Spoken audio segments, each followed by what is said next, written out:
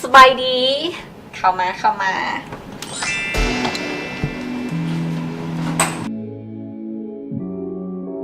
น้องนี่มือสบายนี่จะเฮ็ดอีหยัง ก็ต้องนอนแล้วก็เบิ่ง YouTube สบาย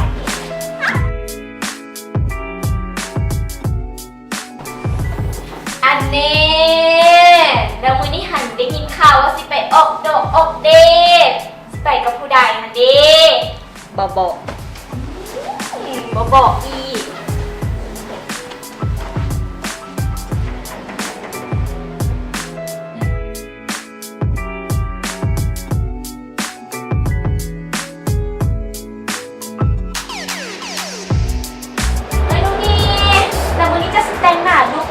ออกดงออกเดทนี่หัน มื้อนี้วะขอเป็นวันๆแซ่บ ซึก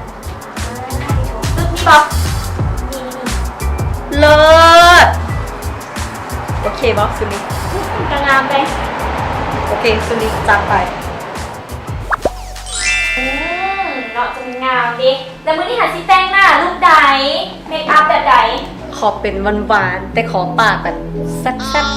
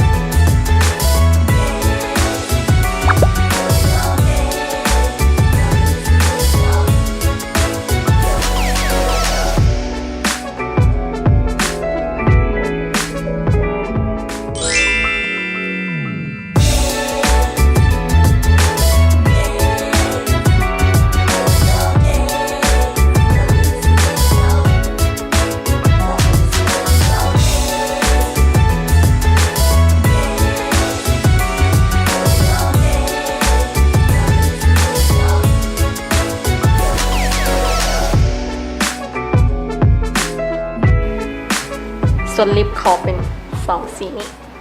เบอร์ไหนครับ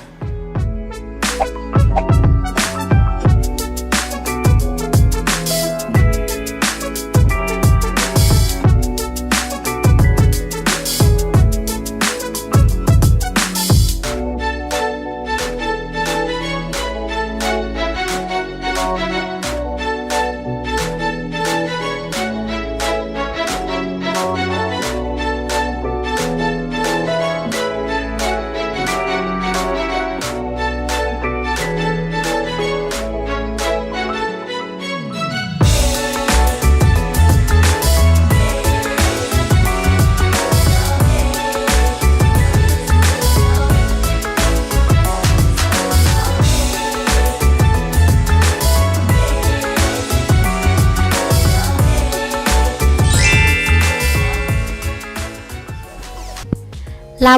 บุเครื่องสำอางเกรดพรีเมียมที่ราคาที่ทุกท่านสามารถจับต้องได้หลอดน้อยเพียงราคา69 บาทหลอดใหญ่ในราคา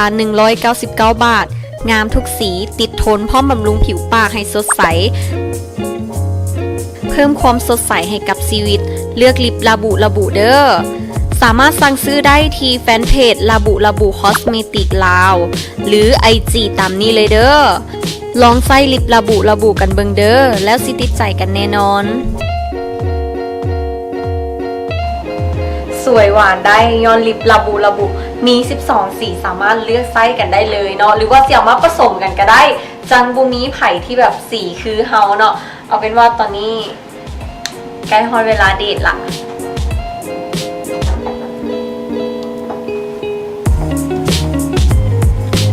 เดี๋ยวนุ่นนี่ไปเดทก่อนเด้อบ๊ายบาย